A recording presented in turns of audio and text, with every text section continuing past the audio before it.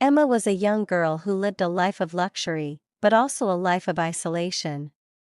Her parents were extremely overprotective and never allowed her to associate with anyone, not even her classmates. Every day, Emma's driver would take her to school and bring her back home. As a result, Emma's classmates started calling her a backyard snob because she never interacted with anyone. It wasn't that Emma didn't want to play with her classmates, it's just that her parents never gave her the opportunity. Even in the estate where they lived, Emma felt like she was missing out on so much. She would see her mates playing in the streets and wish she could join them. But every time she asked her parents, they would say no. Emma felt so trapped and alone. She would cry to herself at night, wondering when she would ever be able to interact with people like a normal person. God, this is so unfair, Emma would say to herself. I just want to be able to talk to people and make friends. Why won't my parents let me? Emma felt like she was living in a prison, and she didn't know how much more she could take. Emma was the only child of her rich parents, and they loved her to bits. They provided her with everything she needed: a beautiful home, expensive clothes, and the best education money could buy. But despite all the luxuries, Emma's parents were extremely overprotective. They never allowed her to associate with people, especially men or boys. It was as if they wanted to keep her in a bubble, safe from the outside world. Even Emma's driver was a female, and her maid, Emily, was also a woman. Emily lived with them in the same house, and she was the only person Emma really talked to apart from her parents. Emily seemed kind and gentle, always looking out for Emma's needs and making sure she was comfortable. But, as Emma would soon find out, Emma had another side to her character. One day, Emma sat in her bedroom, deep in thought. She was 18 years now, and she couldn't understand why her parents still treated her like a child. They never let her go out on her own, always insisting that her female driver take her wherever she needed to go. Why are they so overprotective? Emma wondered. I'm not a kid anymore. I can take care of myself. She thought about all the times her parents had stopped her from doing things she wanted to do. They never let her go to parties or hang out with friends. They never even let her walk alone in the neighborhood. It's like they're hiding something from me, Emma thought. But what could it be? She decided that she had had enough. Tomorrow, she would confront her parents and demand to know why they were so overprotective. I'm going to ask them straight out, Emma said to herself. I want to know what's going on. With a newfound determination, Emma went to bed, ready to face her parents the next day. The next morning, Emma went to her parents' bedroom and asked them, Mom, Dad, why can't you both allow me to exercise my freedom? I'm a full-grown woman now. Emma's parents looked at each other, seemingly surprised by her question. Her mother spoke up first. Dear child, you know you're our only child, our only happiness, our only joy. We cannot do without you. We're just doing all these things to protect you from evil thoughts of men and also to give you the privilege to enjoy our wealth. Emma shook her head. No, Mom, Dad, you're not doing me any good. This isn't the best you can give me. Allow me to associate with my mates, allow me to enjoy my youth. That's the only thing that will make me happy. Her parents looked at her sternly. My dear, we know what we're avoiding. Just forget about associating with people. If you want to make friends, you can make female friends, but no male friends. We don't want them anywhere close to you. Emma felt frustrated, but why? Why can't I have male friends?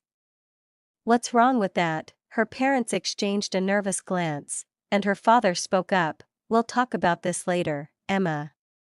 Just trust us, we're doing this for your own good. Emma angrily walked back to her bedroom, sat down on her bed, and burst into tears. God, why can't my parents just let me live my life? She cried out, asking God to please change her parents' hearts. Just then, Emily, their housemaid, walked by the room and saw Emma crying. She walked in and sat down beside Emma. Emma, what's wrong? "Why are you crying so early in the morning?" she asked. Concern etched on her face. Emma sniffled and told Emily about her conversation with her parents. Emily listened attentively, a knowing smile spreading across her face. Emma noticed the smile and asked, "Why are you smiling?" "This isn't funny." Emily's smile grew wider. "Emma, my dear, I know why your parents don't want you associating with people. Especially men." Emma's eyes widened in surprise. "You know?" "Tell me," she urged, leaning in closer to Emily. Emily hesitated for a moment, before speaking. "It's because they don't want you to get pregnant and have a child in their house." Emma's eyes nearly popped out of her head. "Pregnant? I'm not even thinking about that. Let alone doing, you know." Emily nodded. "I know you're not thinking about it, Emma, but the fact is, men can deceive you into getting pregnant. Your parents just want to protect you." Emma's eyes were wide with shock. She couldn't believe what she was hearing. Emily leaned in closer to Emma, a sly smile spreading across her face. "See, Emma, let me tell you something. You're a full-grown woman now, and at your age, you should have a boyfriend or girlfriend to make you feel like a woman." Emma looked confused. "I don't understand." Emily chuckled. "I'll make you understand. Your parents are preventing you from being with men, so you won't get pregnant. But I'm going to teach you something that will prevent that from happening." Emma's curiosity was piqued. What could that be? Emily looked around the room, making sure no one was listening. She leaned in closer to Emma, her voice barely above a whisper. "It's called women-to-women game. Popularly known as lesbians. If you engage in it, you'll never get pregnant. That's what your parents are trying to avoid." Emma's eyes widened in surprise. Are you into this lesbian?" Emily nodded. "Yes, I am. It's a way for me to protect myself from getting pregnant. And trust me, Emma, you'll really enjoy it." Emma thought for a moment, before responding. "Okay, if it's that sweet, I'd love to play the game with you." Emily smiled. "Don't worry, I'll teach you everything. When your parents leave for work, I'll come to your bedroom and show you how it's done." Emma nodded, feeling a mix of excitement and nervousness. "Okay, I'll be waiting." Emily stood up and headed to the kitchen to prepare breakfast, leaving Emma to her thoughts. Emma waited anxiously. Emma's parents left for work, and she anxiously waited for Emily in the bedroom. Emily soon arrived, and they started sexing each other. Emma had never done that before, but Emily was a great teacher. As they do it, Emma screamed with excitement. "This thing is so sweet and interesting. I never knew it could be this much fun." Emily smiled. "Wow, you didn't know? Now you know. This is what your parents have been avoiding. They don't want you to have sex with men because they might impregnate you, but since you're doing it with me, your fellow woman, you're safe." Emma nodded, still grinning from ear to ear. "I love it. The thing is so sweet and interesting. I don't want to stop doing." Emily chuckled. "Good. But remember, don't tell your parents about our lesbians. They might stop us from doing it." Emma agreed, and they continued doing it. From that day on, Emma and Emily became inseparable lesbians. They have fun every day, laughing and having the best time together. As they engaged in it, Emma realized she no longer needed to go out and see her friends. She was happy with Emily. "I'm so happy, Emily," Emma said, panting from exhaustion. "I don't need to go out anymore. I'll just stay here and do this with you." Emily smiled, and they both laughed together, enjoying their newfound love. Emma's parents had no idea what was going on behind their backs. They thought everything was normal, with Emma and Emily, the house help, just being together. As time passed, they noticed Emma and Emily were getting closer. They'd see them chatting in Emma's bedroom, or Emma would be in Emily's room, and sometimes they'd be silent. Emma's parents thought Emily was just keeping Emma company, making sure she didn't feel lonely since they didn't let her go out. But what they didn't know was that Emily was introducing Emma to a whole new world. A world they would never approve of. A world that went against everything they believed in. Emma's parents thought they were protecting her from getting pregnant by not letting her date or interact with men. But little did they know, Emma was engaging in something they would consider an abomination. Emily had turned Emma into a passionate woman to woman, something her parents would never have allowed if they knew. Emma's parents started treating Emily like a second daughter, providing her with everything she needed. They even increased her salary, thinking she was bringing joy and companionship to Emma. Emma's parents thought Emily was a positive influence on Emma, making her feel less lonely. They had no idea that Emily was secretly introducing Emma to the world of gay, turning her into a passionate lover. Emily, on the other hand, was grateful for Emma's parents' kindness. She was happy to receive everything she needed and be accepted as a part of the family. But deep down, she knew what she was doing wasn't right. She was taking advantage of their kindness, manipulating them to get what she wanted. As time passed, Emma's parents remained oblivious to the fact that Emily was turning Emma into a gay woman. They thought everything was fine, and their daughter was happy and content. As time goes on, Emma and Emily continued to enjoy their secret fun in the bedroom. Emma would scream and shout with excitement, yelling about how sweet the thing was. "If this is so sweet, what would it be like doing with men?" Emma asked, curiosity getting the better of her. Emily chuckled. "No, my dear, you don't need to do it with men. Remember, your parents don't want you to get pregnant. This game is just between us, and I'm a jealous type.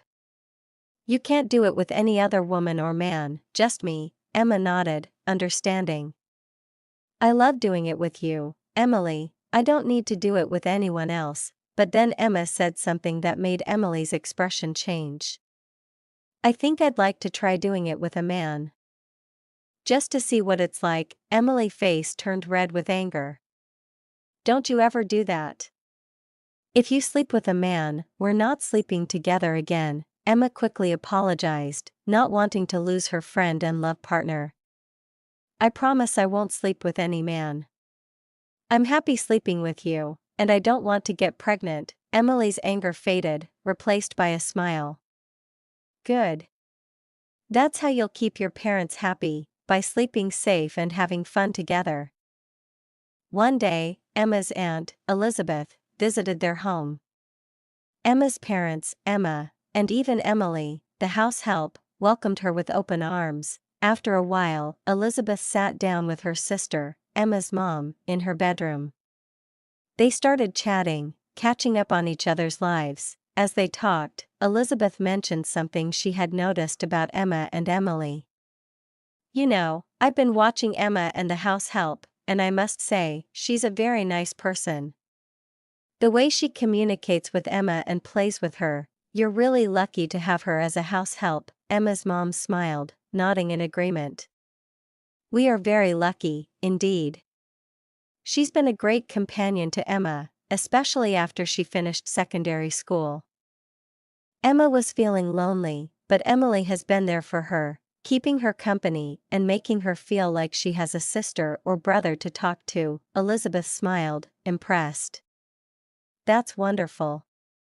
It's not easy to find someone like that, especially in today's world. You're really blessed to have her." The two sisters chatted for a while longer, happy to have each other's company.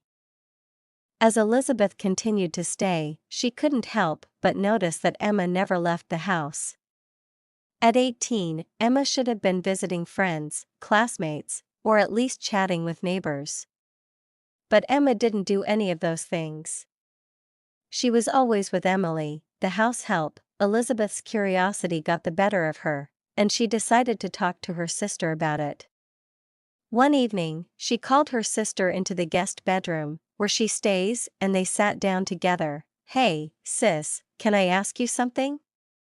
Elizabeth said, concern etched on her face. I've noticed Emma doesn't really go out or communicate with anyone outside the house.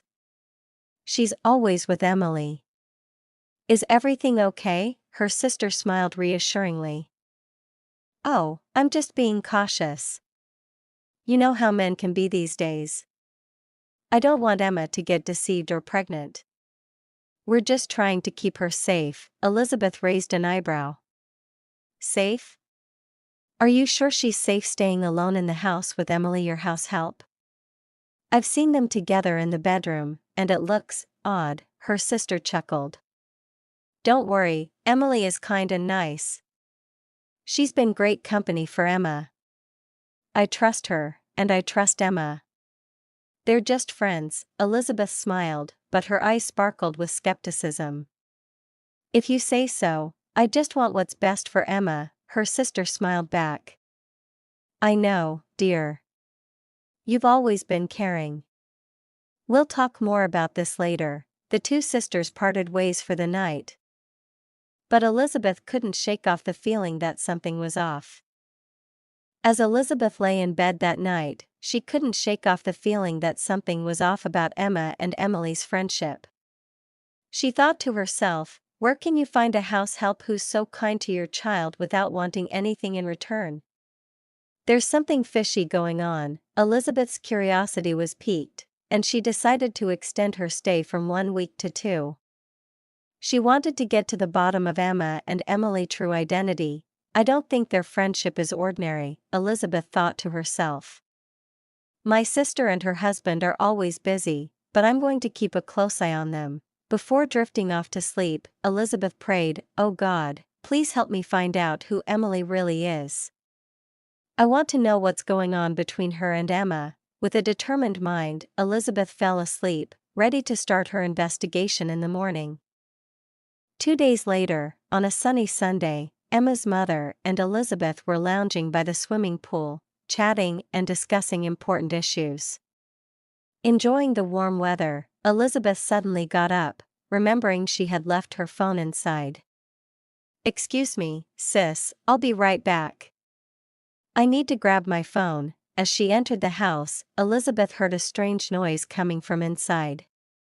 It sounded like someone was having a great time, laughing and shouting with excitement.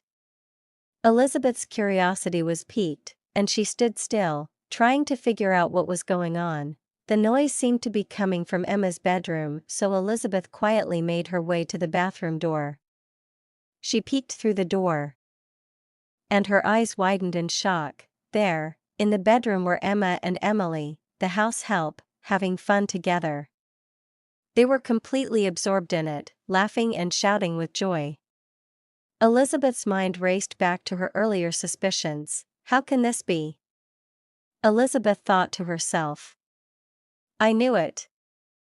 I knew there was something fishy about those two. Elizabeth quickly ran back to the swimming pool, eager to share what she had just seen with her sister. Sis, you won't believe what I just saw. Elizabeth exclaimed, out of breath. A few seconds after Elizabeth shared what she saw, Emma's mom couldn't wait any longer. She rushed back to the bedroom with Elizabeth, determined to see things for herself. As they burst through the bedroom door, Emma's mom was shocked at what she saw. Her daughter, Emma, and her trusted house help, Emily, were having fun together, laughing and having a great time. Emma's mom was horrified. "Emma, my house help, how could you do this to my daughter?" she shouted, tears streaming down her face. She was so distraught that she fainted, falling to the floor. Elizabeth, Emily, and Emma rushed to her side, bringing water and a hand fan to try and revive her. After a few moments, Emma's mom came to. Still crying. Her sister, Elizabeth, tried to comfort her. "This isn't something to cry about, sis. We need to fix this together." Emma's mom was beside herself. "I was trying to protect my daughter from the outside world, and now my own house help has corrupted her," she exclaimed, anger and sadness mixing in her voice. She turned, shouting, "Emily, get to the living room with my daughter, now." Emma and Emily rushed to the living room, where Elizabeth and Emma's mother were seated, their faces filled with fear and uncertainty. Emma's mother turned to Emily, her voice shaking with anger and disappointment. "How could you do this to me? After everything we've done for you, taking you in like a second daughter, increasing your salary, you repay us by corrupting our daughter." Emily broke down in tears, pleading for forgiveness. "Madam, I'm sorry, please find it in your heart to forgive me. It was never my intention to hurt you or your family," Emily explained, still sobbing. "I was scared of getting pregnant if I dated men. I didn't want to shame my mother or make her life miserable. So, I decided to have fun with your daughter instead. I knew you were protecting her from men, and I thought this was a safer way." Emily continued, "When I came into your house, I saw how much you cared for Emma, and I didn't want to ruin that. But I was desperate, and I made a mistake. I'm truly sorry, madam." The room fell silent, with Emma's mother and Elizabeth staring at Emily in shock and disappointment. Emma looked on, unsure of what would happen next. After a few minutes of silence, Emma spoke up, her voice trembling. She turned to her mother, tears welling up in her eyes. "Mother, if you had allowed me to associate with my friends, none of this would have happened," Emma said, her voice cracking. "If you had let me communicate with people, even our neighbors, I wouldn't have felt so lonely and isolated." Emma's mother looked at her, shocked by her daughter's words. Emma continued, "You were protecting me from something I never even knew existed. I didn't know what I was missing until Emily came into my room and told me about it." Emma's tears flowed freely now. "I was so curious, and it was fun doing it with Emily. We kept doing it together. And I never thought it would hurt you this much." The room fell silent again, with all eyes on Emma. Her mother, Elizabeth, and Emily all looked at her. Emma's mother finally spoke up, her voice barely above a whisper. "Emma, my dear, I don't know what to say. I was only trying to protect you." The room erupted into tears, with all four women sobbing uncontrollably. The tension and emotions had finally boiled over. After a few moments of silence, Emma's mother spoke up, her voice firm but sad. "Emily, my dear, I'm afraid you'll have to leave my house. You've broken the trust I had in you." Emily broke down in tears, falling to her knees and begging Emma's mother to forgive her. "Please, Ma, forgive me. I promise it won't happen again." Emma's mother's expression softened, and she said, "My dear, I've forgiven you. I have a soft heart, and I hold nothing against you. I blame myself for not being more aware of what was going on." Emily's tears turned to wails as she thought about leaving the only home she had known for years. "Madam, if you sack me, how will I take care of my mother and siblings? This job is my only hope for survival." Emma's mother's eyes filled with compassion as she helped Emily up from the floor. "My dear, I'll give you 5 million naira to start a business and take care of your family. But you cannot stay here anymore." Emily's tears stopped abruptly as she stared at Emma's mother in shock. 5 million naira? Just for me? She opened her eyes wide, shouting, "Jesus!" Emily quickly wiped away her tears, a huge smile spreading across her face. She hugged Emma's mother tightly, tears of joy welling up in her eyes. "God will bless you and your family for doing this for me. You gifted me, despite my wrongdoings." Emma's mother smiled, saying, "Amen."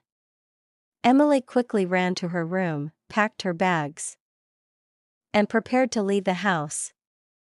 Emma's mother handed her a check of 5 million naira, and Emily's eyes widened in surprise. "Thank you, Ma," she said, tears of gratitude welling up in her eyes. She was sad to leave Emma and the family she had grown to love, but she was also grateful for the opportunity to start anew. As Emily left the house, Emma fell to her knees, begging her mother for forgiveness. "Please, Mom, forgive me for what I've done," she said, tears streaming down her face. Her mother's expression softened, and she said, "My dear daughter, I hold nothing against you. It was our fault, your father's and mine. We overprotected you, and that's why you ended up doing what you did with Emily, Emma's mother continued. But promise me you'll never do this again. This thing you did with Emily, it's not right, Emma nodded eagerly, tears streaming down her face. Yes, Mom, I promise. I'll never do it again, her mother smiled. From today on, you're free to make your own friends, associate with whoever you want. Just remember, no more of this woman-to-woman game. Emma nodded again, and the two shared a warm hug.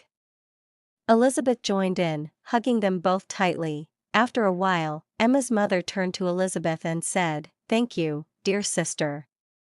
You cared for us, and we appreciate it." Elizabeth smiled. "If I don't care for my own family, who will?" The two sisters hugged again, and then Emma's mother looked up, a thoughtful expression on her face.